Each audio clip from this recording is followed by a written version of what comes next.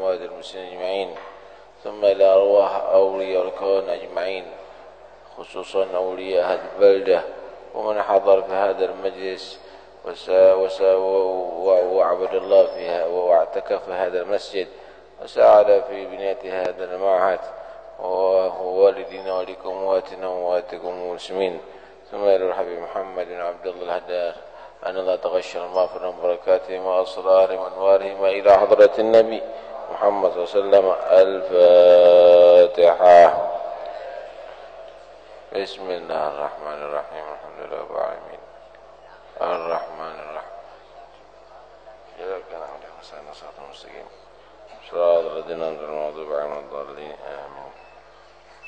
بسم الله الرحمن الرحيم الحمد لله رب العالمين وبه نستعين على أمور الدنيا والدين والصلاة والسلام على أشرف الأنبياء والمرسلين سيدنا مولانا محمد وعلى آله وصحبه أجمعين.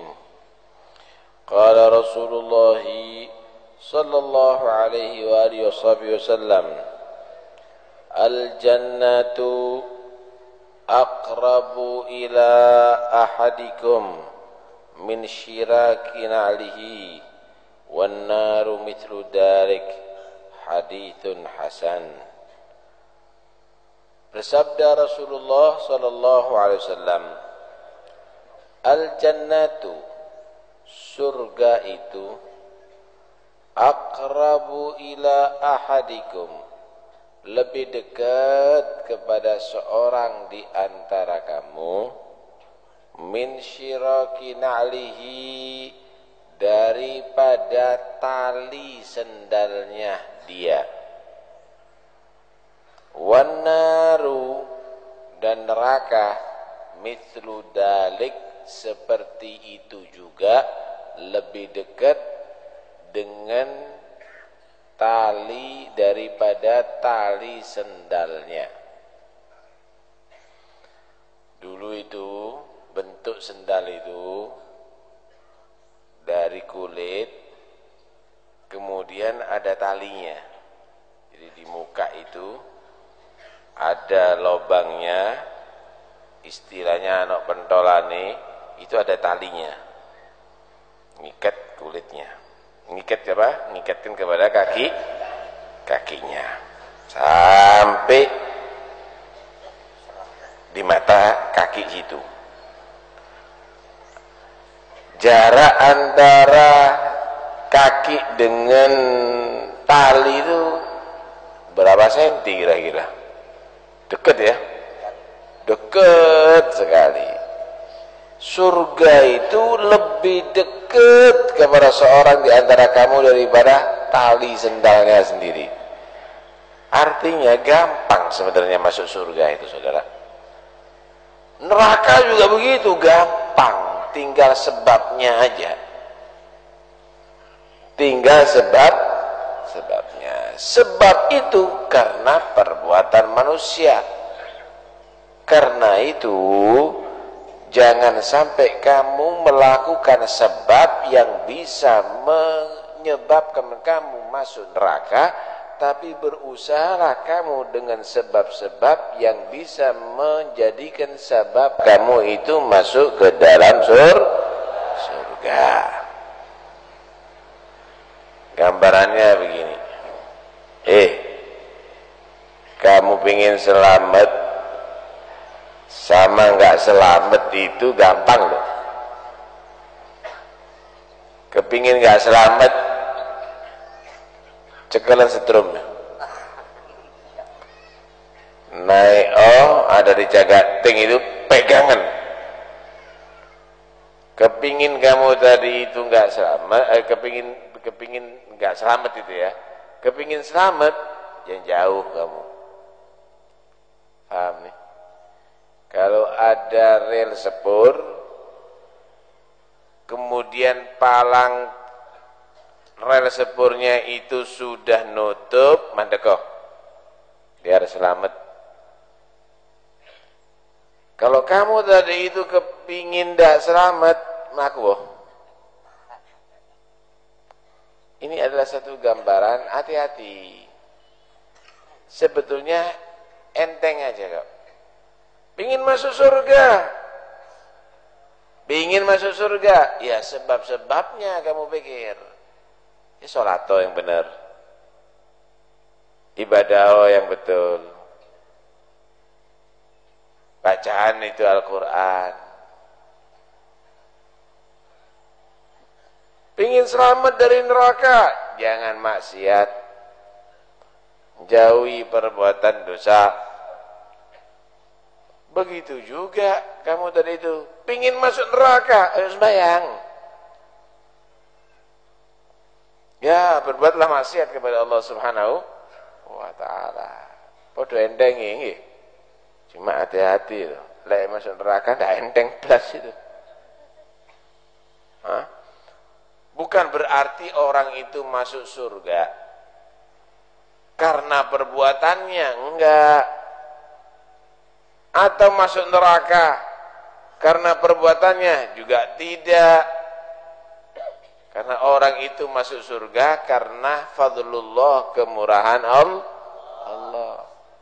Sebagaimana orang masuk neraka itu adalah karena adlullah, keadilan Allah. Berarti bukan karena amal orang masuk surga. Enggak, kalau karena amal dia tidak masuk surga nanti. Kalau sampean bekerja di dunia ini mulai pagi sampai sore, paling mahal gajinya berapa? 50.000 ukuran orang Sungi.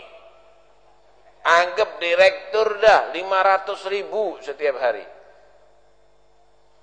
Anggap 5 juta.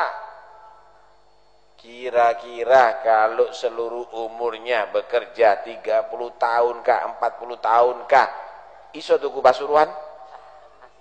Nggak bisa.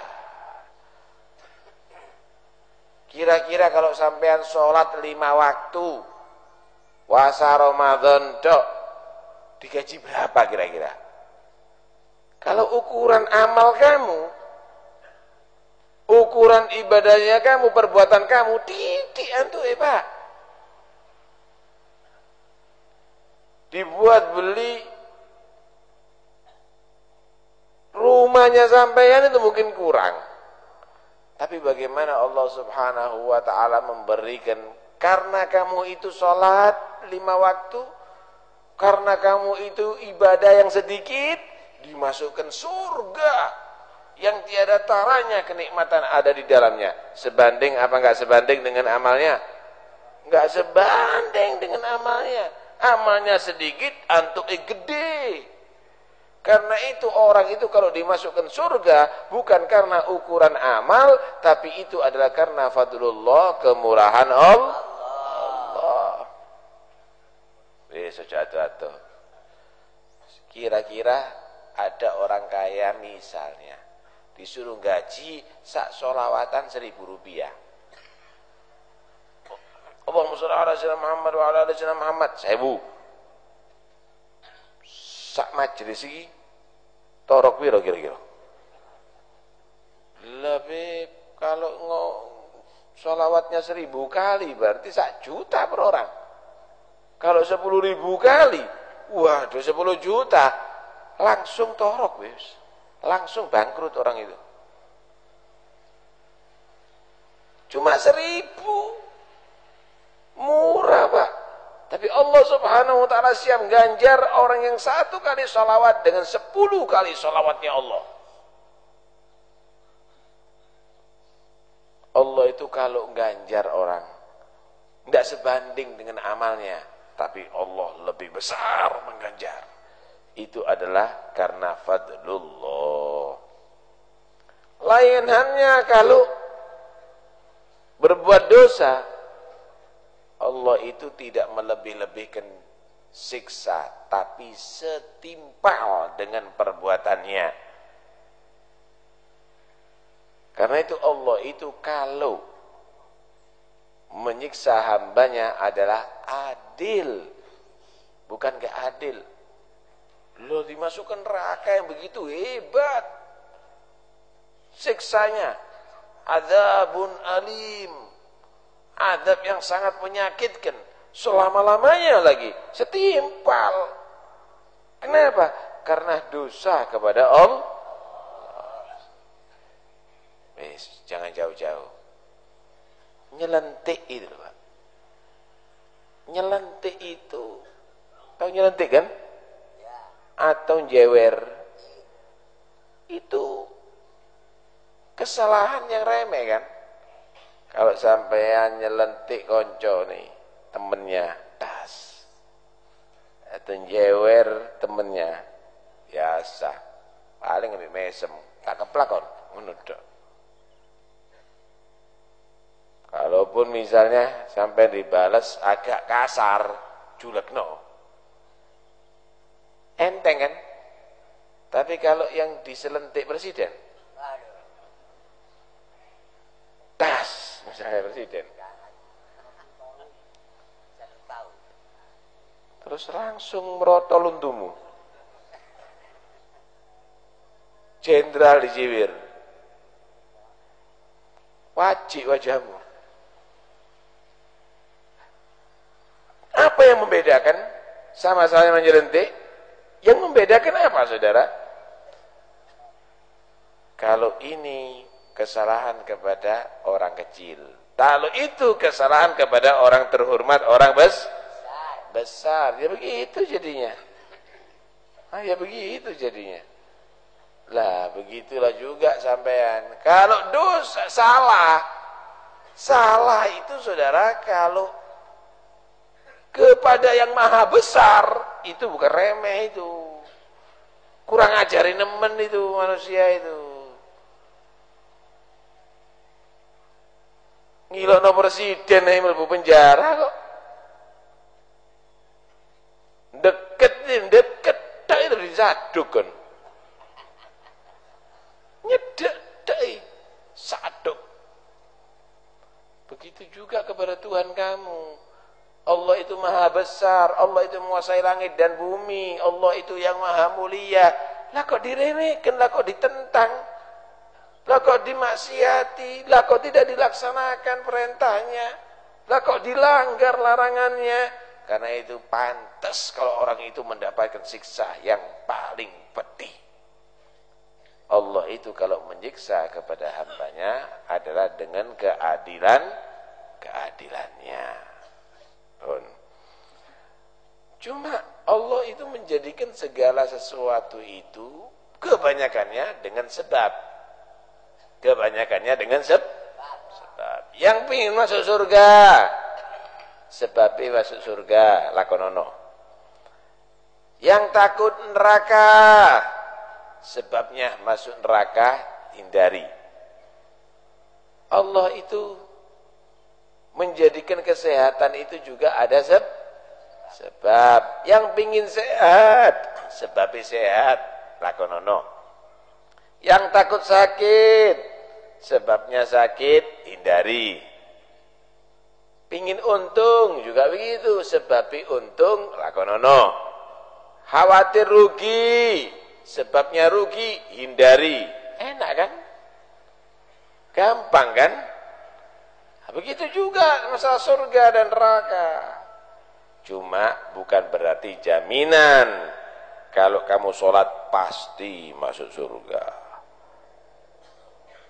Tidak ada jaminan kalau kamu baca Quran pasti masuk surga. Kalau kamu nggak maksiat pasti masuk surga. Sebagaimana tidak ada jaminan kalau kamu itu nanam padi pasti panen. Durung tentu besok panen di tikus yun ndak panen sampean. Ditanam besok mau panen ada banjir ya ndak panen sampean.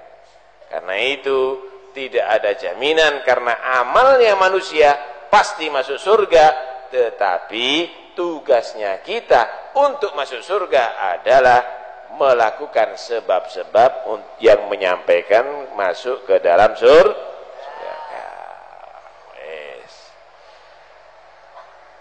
Menjadi sunnatullah, orang itu kalau melakukan kebaikan matinya baik. Kalau sudah matinya baik, husnul khotimah menjadi sebab masuk surga.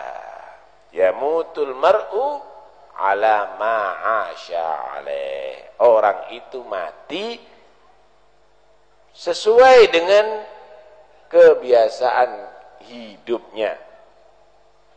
Orang itu mati sesuai dengan kebiasaan hidupnya. Yang biasa rokokan, biasanya matinya karena penyakit ngerokok. Bu jantungi, bu baru-baru nih biasanya. Yang biasanya dia tadi itu melakukan kejelekan, matinya elek biasanya. Yang biasanya sholat istiqomah, matinya sholat. Yang biasanya dia tadi itu etikaf di masjid, matinya lagi etikaf. Yang biasanya zikir, matinya lagi berzikir.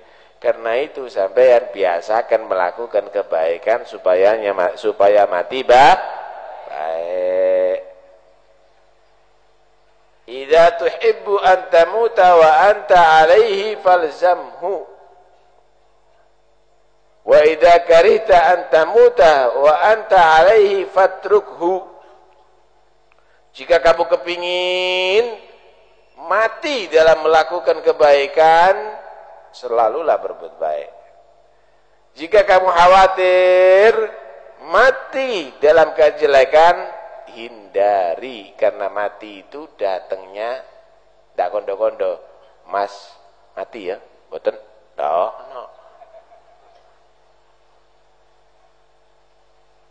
Nah, tak ceritani sampean orang-orang yang biasa melakukan kebaikan, mati ini api-api. Bagus-bagus matinya.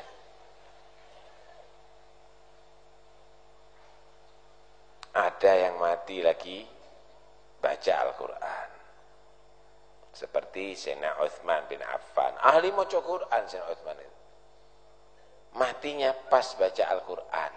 Ya sebabnya macam-macam. Ada yang mati karena sakit mendadak jantung, ada yang karena dibunuh. Sayyidina Utsman matinya dibunuh lagi pas baca Quran. Wah, hebat.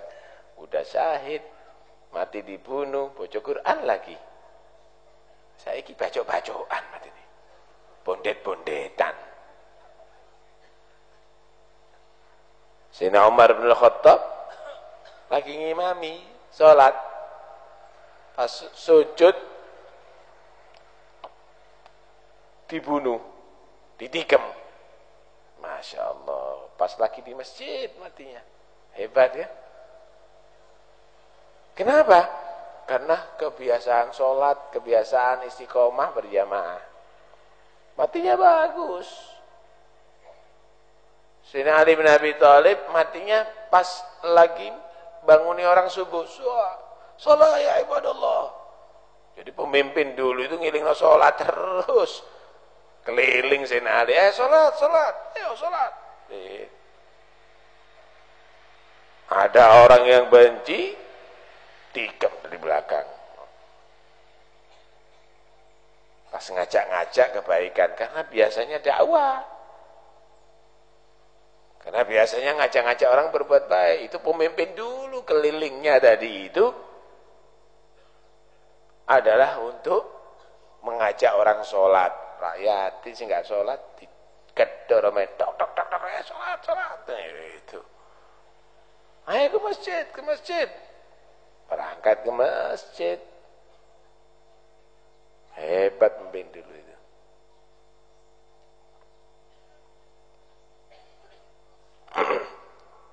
Muhammad bin Husain al-Idrus yang ada di Surabaya itu matinya lagi sholat. Pas sholat mati. Ada yang lagi berzikir, matinya lagi berzikir, baca Quran, mati dia. Abahnya Habib Syekh itu yang qasidah di Solo itu Imami Jumat itu. Jadi imam Jumat pas sujud terakhir mati.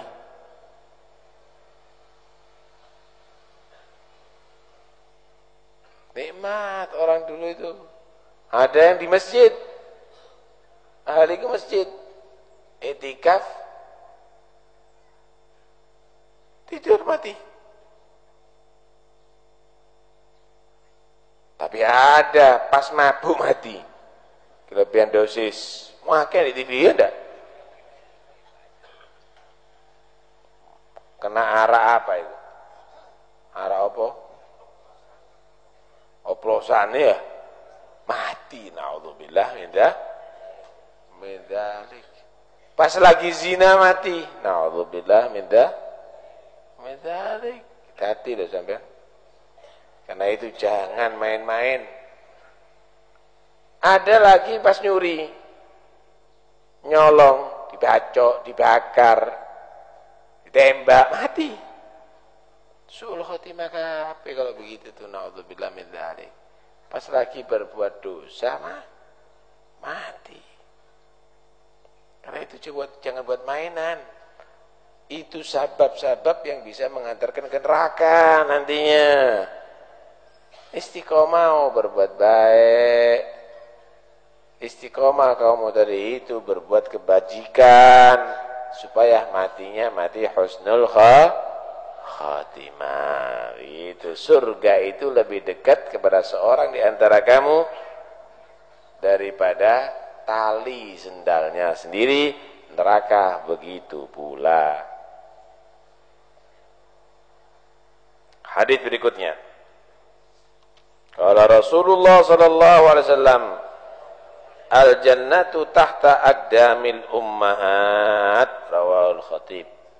Rasulullah bersabda, surga itu tahta, di bawah, aqdami, kaki-kaki, ummahat, ibu-ibu. Hadis riwayat Khatib. Surga itu di bawah telapak kaki ibu. Tidak ono tembelai malahan. Bukan itu maksudnya. Segala sesuatu itu kalau ada di bawah kaki itu adalah enteng, murah, gampang. Kalau kamu tadi itu, yang paling penting itu kakinya atau sendalnya, Pak? Sendal itu ya dibuat alasnya kaki, Bib. Yang paling penting badannya orang atau sendalnya? Yang di bawah kaki apa biasanya? Sendal, sepatu, kan gitu. Yang di bawah kaki itu adalah sendal atau sepatu untuk melindungi kaki. Begitu juga seorang ibu, yang paling penting sampai jangan pingin masuk surga, cari ridhonya ibu. Kalau sampean dapat yang pakai sendal, insya Allah katut sak sendalnya. Kalau sampean cukup sendalin, tidak pakai orangnya berarti nyolong.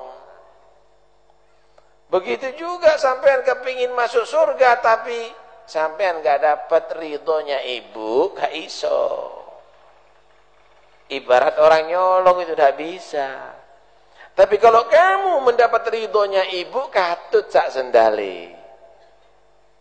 Kamu mendapat berkahnya ibu, katut sak sendal, sak alas kakinya. Maksudnya sak surga. Nih katut, antuk sampean. Jangan sampean ngecewakan ibu. Bapak, yo bapak bisa, tapi ibu lebih hebat. Harus dijaga perasaannya. Orang tua itu kunci masuk surga. Nabi itu pernah ditanya, kedudukannya bapak sama ibu itu apa sih dalam menentukan keselamatan manusia? Bahayanya gimana sih kalau orang itu durhaka sama bapak dan ibu? Nabi menjawab apa? Huma jannatuka wa naruk. Bapak ibumu itu bisa jadi surga bagimu. Kalau kamu bakti, bapak ibumu juga bisa jadi neraka bagimu. Kalau kamu durhaka, hati-hati, hati-hati.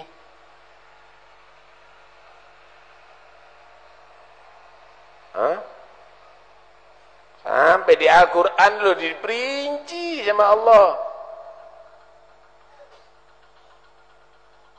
Bagaimana seorang ibu hamil berbulan-bulan, menyusui berbulan-bulan, payah, soro.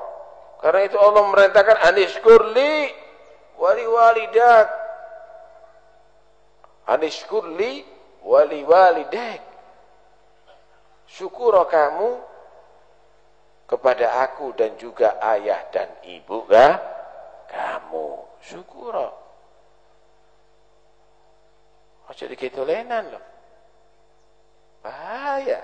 Pingin masuk surga lewat ibadah tapi durhaka. Wah, gagal kamu.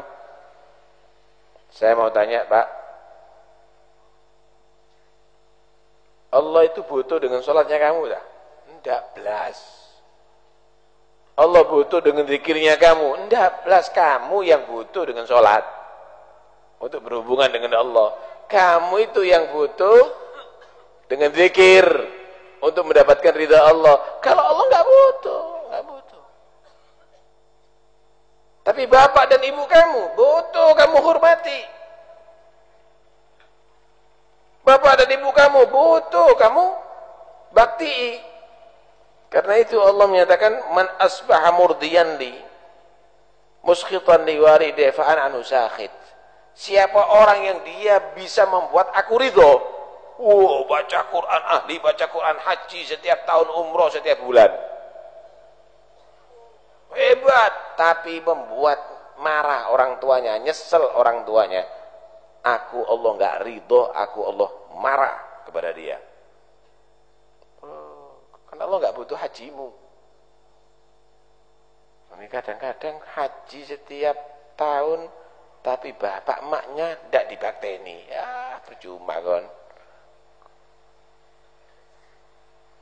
Bangun masjid luar biasa, tapi utang, wong tua utang ditagih terus. Percuma orang tua, anak model begitu. Waduh, kalau salaman sama Habib Kiai, disedat-sedot belih metu kabeh. Berkah kata dia, tapi sama orang tua ndak salaman, ndak disedot, ndak diambung. Ya, keliru sampean. Orang tuanya sampean tempat berkah. Orang tuanya sampean itu adalah tempat ridhonya Allah, ridho Allah fi ridhal walidain.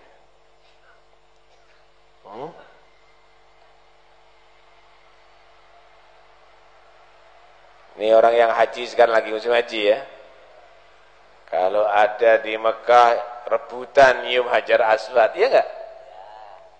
Rebutan nyium Ka'bah. Selalu tawaf, selalu dipandang terus itu Ka'bah. Hebat, nangis kadang-kadang. Sampean percaya enggak? Kalau sampean mandeng orang tua, bapak emaknya sampean dengan rasa hormat, itu lebih afdol daripada melihat Ka'bah. Sampean kalau nyium tangannya orang tua, itu lebih afdol daripada menyium Hajar Aswad. Sampean kalau melateni orang tua, mijeti orang tua, misalnya ngelateni sabar, masak nom, ngerawat orang tua, itu lebih afdol daripada tawaf. 1000 kali sampean tawaf. Cium Hajar Aswad sampai ambles hidungmu. Tapi kalau kamu durhaka sama bapak dan emakmu, tak kira nunggu surga kon. Bumbung-bumbung si urip, bapak sama emak itu reganono. Ini ndak. Kapan mati emak ya? Kapan mati bapak ini yang tak dol sawai. Hati lo kamu. Hati. Birru aba'akum, kata Nabi. Tabirrukum abna'ukum. Bakti sama bapak ibumu. Nanti anak kamu balas bakti. Anak kamu nanti akan hormat sama kamu. Karena kamu hormat sama orang tua kamu. Kon ngelama, dilama nanti sama anakmu. Kurang ajar sama orang tua, kurang ajari sama anakmu. Hati-hati loh. Albirru salaf. Bakti sama bapak dan ibu itu bakal dibayar. Bakal dibayar. Sampean kalau punya anak, ajarono bakti. Jangan diajari kurang ajar. Dibiasakan bakti. Pagi itu setelah dirawat, ibunya ngomong sama anaknya, ayo salaman sama bapak, minta doa. Sebelum berangkat belajar ke pondok atau ke sekolah, salaman sama bapaknya. Diambung, walak-walik. Minta doa. Bapaknya juga gitu. Salaman sama ibu, minta doa. Suruh salaman sama minta doa. Itu. Diajari, anak itu diajari. Jangan nanti anaknya tidak ngambung tangannya di jarno. Diajari, dicium nak. Biar berkah. Itu, biar baik. Diajari, anaknya itu diajari. Kalau mau pergi, Pak. Mau pergi, Pak, itu. Izin sama ibu, biar selamat. Minta doa. Itu. Ya wis, berangkat toh. Jangan. Diajari supaya anak tadi itu hormat sama orang tua. Nah, orang tua yang demikian ini yang ngajari anaknya jadi baik, didoakan sama Nabi. Rahimallahu walidan ana waladahu ala birrih. Semoga Allah merahmati orang tua yang membantu anaknya untuk berbakti, untuk menjadi anak yang soleh, hormat kepada bapak dan ibu. Nikmat, Pak.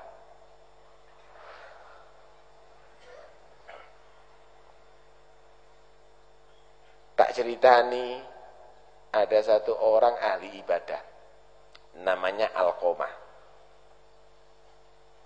Ini zamannya Nabi nih. Kalau sholatnya nggak pernah telat di belakangnya Rasulullah. Kalau dia tadi itu zikirnya, lisannya selalu berzikir. Oleh ibadah sunnah, ojo takon wis. Puasa sunnahnya, sholat sunnahnya, semuanya hebat. Sampai terkenal ini orang. Akhir umur, satu saat enggak kelihatan berapa hari ada di majlisnya Rasulullah. Heran teman-temannya, mana ini? Biasanya enggak tahu absen, malah sakit-sakit tetap hadir. Kok enggak hadir? Jangan-jangan sakit ini. Disambangi ke rumahnya, beneran sakit, parah sakitnya. Wes ambaane abot. Dilihat udah setengah sekarat ini. Ya Allah, beneran ini sakit. Alqamah, ayo baca la ilaha illallah supaya mati husnul khatimah, dituntun. Kalau orang sudah mau mati itu disunahkan nuntun la ilaha illallah ya. La ilaha illallah supaya terakhir kalimatnya mengucapkan la ilaha illallah. La ilaha illallah. Tak iso nirokno. Ndelik tok. Kaget. Loh ya, apa teman kita ini? Waduh. Ini bahaya nih. Lapor sama Nabi, lapor. Berangkat ke Nabi. Ya Rasulullah, Alqamah sakit. Beneran kalau begitu. Berapa hari enggak hadir. Tapi sakitnya parah ya Rasul. Aneh ya Rasul. Aneh apa katanya? Aneh, Alqamah yang begitu soleh, berat mengucapkan la ilaha illallah di akhir umurnya, tidak bisa sampai sekarang ya Rasul. Loh, bahaya itu. Berangkat Nabi. Dilihat Alqamahnya sudah tambah nemen sakitnya. Dituntun sendiri, ditangani langsung sama Rasulullah. La ilaha illallah. Gak iso. Kaget Nabi. Ya Allah, salah apa Alqamah ini? Apa yang mengunci mulutnya untuk bisa mengucapkan la ilaha illallah? Istrinya langsung ditemui sama Nabi. Mana istrinya Alqamah? Mana? Iya ya Rasul, dari dalam bersuara. Apa kesalahan suami kamu ini? Kok kami tuntun mengucapkan la ilaha illallah tidak bisa? Apa ya Rasul ya? Tidak ada. Alqamah ini tidak pernah judi, tidak pernah minum khamr, tidak pernah zina, tidak pernah itu. Yang ada Alqamah itu ahli ibadah, ahli dzikir, ahli sholat, ahli. Enggak tanya kebaikannya, coba teliti kesalahannya. Enggak ada ya Rasul, enggak ada. Cuma satu ya Rasul. Ibunya enggak akor sama Alqamah. Mana ibunya kata Nabi? Ibunya enggak mau tinggal di Alqamah.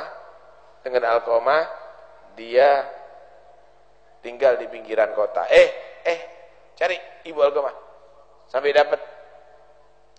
Sampaikan salamku, kata Nabi, aku tunggu dia, kalau dia berkenan datang, kalau enggak aku akan datang ke sana. Dicari, ternyata ibunya Alqamah itu ngambul. Dia tinggal ada di satu gubuk di pinggir kota Madinah. Cari, ketemu, ketok pintunya, dibuka, kaget. Ibu Alqamah, ada apa sahabat datang ke sini? Perlu apa? Oh iya, Nabi kirim salam, Bu. Sampai ditunggu.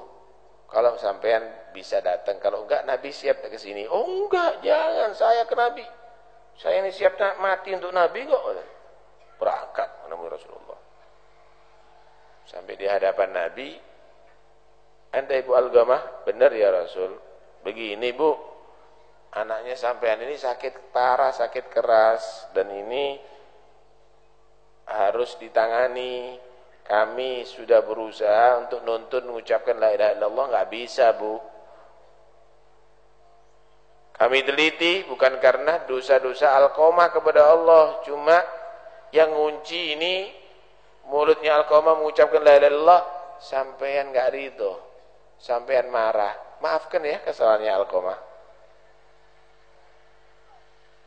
Ibu Alqamah cerita, ya Rasul, aku ini ibunya Alqamah. Berbulan-bulan Alqamah tinggal ada di rahimku.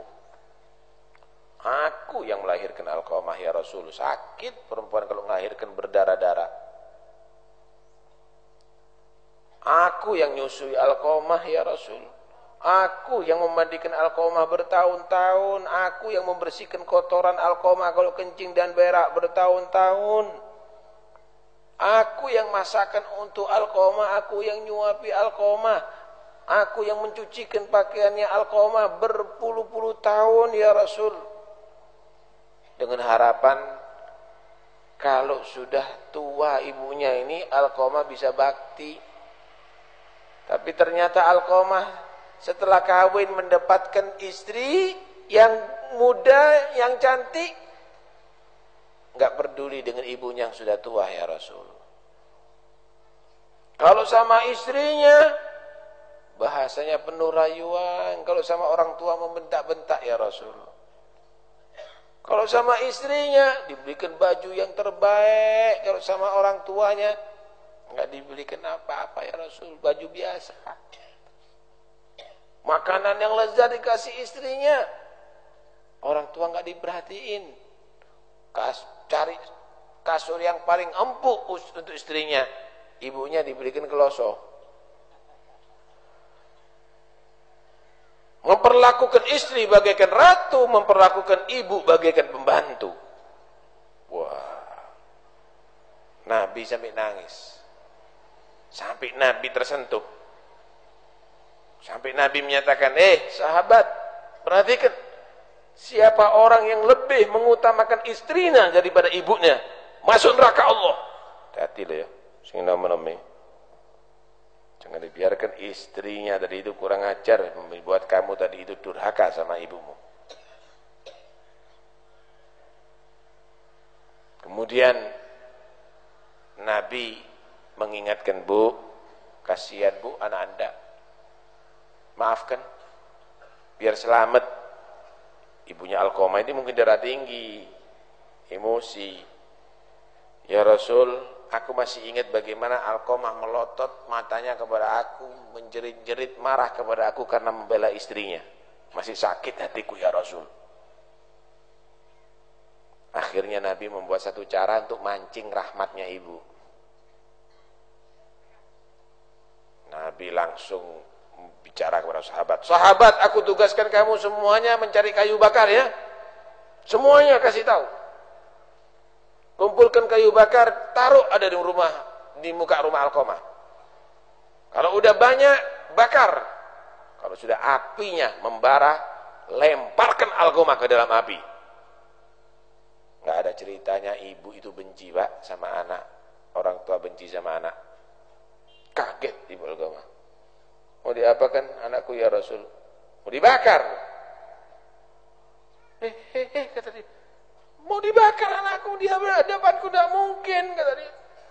Alqamah itu kalau menangis menyayat hatiku, buah hatiku. Mau dibakar enggak? Jangan-jangan ya Rasul, tidak bisa, anakku mau dibakar.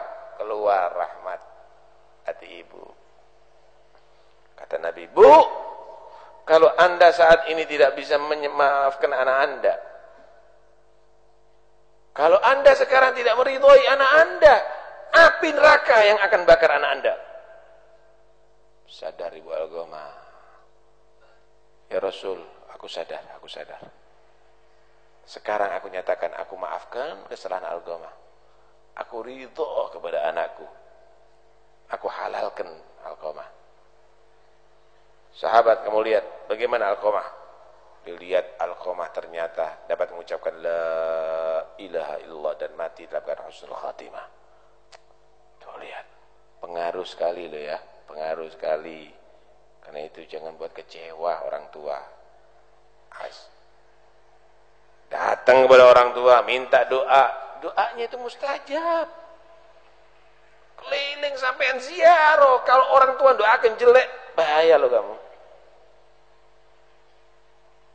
Cuma harus dalam koridor, bukan maksiat kepada Allah. Nah kalau anaknya perempuan, bukan auratnya, ibu ndak ridho kalau kamu tuh pakai kerudung, ndak usah dirungokno. Tetap pakai kerudung tapi harus tetap bakti sama ibu. Yang jelas pengaruhnya sangat kuat, sangat kuat. Terakhir tak ceritani sampean. Ada beberapa wali kumpul, beberapa wali. Wali ya berarti keramat ya enggak? Wah, keramatnya tinggi-tinggi. Wah, wiritannya, ibadahnya wali kok. Ada satu wali, ibadahnya biasa-biasa, tapi keramatnya lebih hebat daripada yang lainnya. Yang lebih banyak ibadahnya di bawah dia, keramatnya. Apa keramatnya wali ini? Keramatnya wali ini, kalau sudah sia sumpah masuk surga. Kalau sudah ada di surga hilang sumpahnya, keluar lagi. Ya karomah mimbabil karomah. Sampai yang lainnya ini heran. Wiritan opo nih ngono? Toriko apa yang kamu ikuti ya bisa begitu? Hebat bener apa yang kamu bisa membuat begitu? Gimana jawabannya dia? Bukan karena ibadahku aku diangkat derajatnya oleh Allah, tapi karena doa ibuku. Saya belum pernah membuat nyesel ibuku. Sebelum aku membereskan semuanya untuk diriku dan keluargaku, ibuku aku bereskan dulu. Ibunya prioritas utama. Setelah selesai semuanya, aku cium tangannya, aku cium dahinya, aku cium lututnya, aku cium kakinya. Dan aku minta doa sama ibuku. Baru aku bekerja. Terus demikian setiap hari sampai ibuku ridho. Keceplosan ngomong, ya Allah, aku ridho sama anakku. Aku bangga sama anakku, ya Allah, selamatkan anakku. Angkat derajat anakku.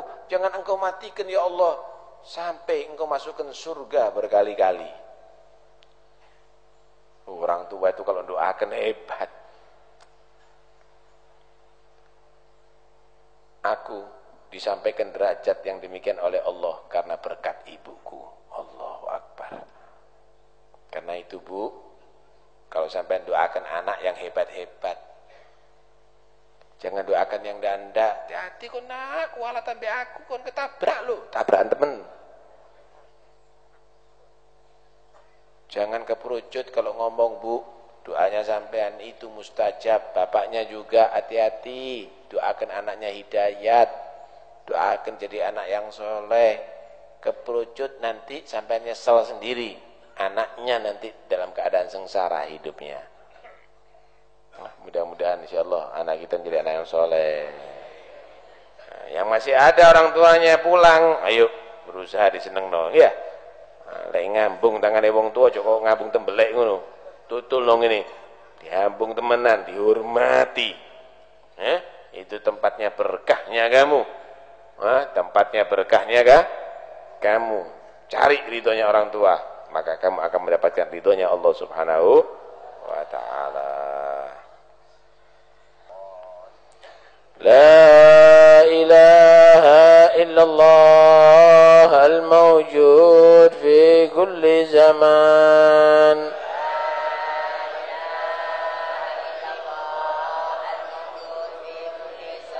La ilaha illallah al-ma'bud fi kulli makan.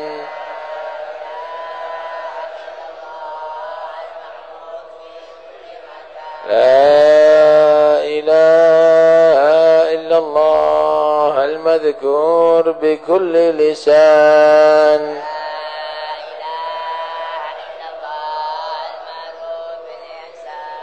لا إله إلا الله المعروف بالإحسان.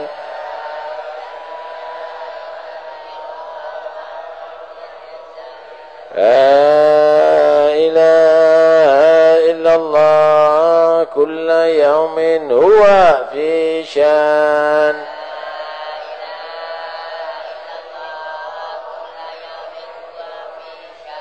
لا إله إلا الله الأمان الأمان من زوال الإيمان.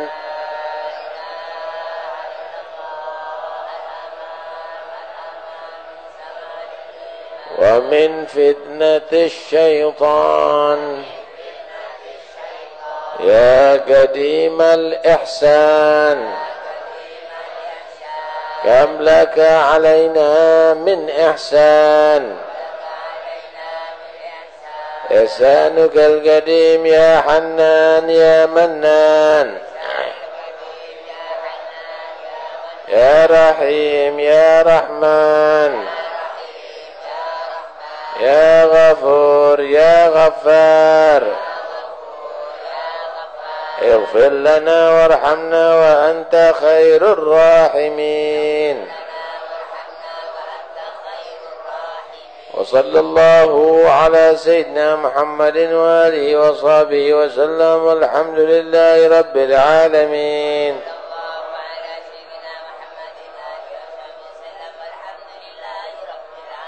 اللهم اهدنا فيمن هديت وعافنا فيمن عافيت وتولنا فيمن توليت وبارك لنا فيما أعطيت وقنا شر ما قضيت فإنك تقضي ولا يقضى عليك فإنه لا يذل من يعز من عاديت تبارك ربنا فلك الحمد على ما قضيت، نستغفرك ونتوب إليك. وصلى الله على سيدنا محمد وآله وصحبه وسلم، والحمد لله رب العالمين. مرحبا يا نور عيني، مرحبا جد الحسين، مرحبا يا نور عيني، مرحبا يا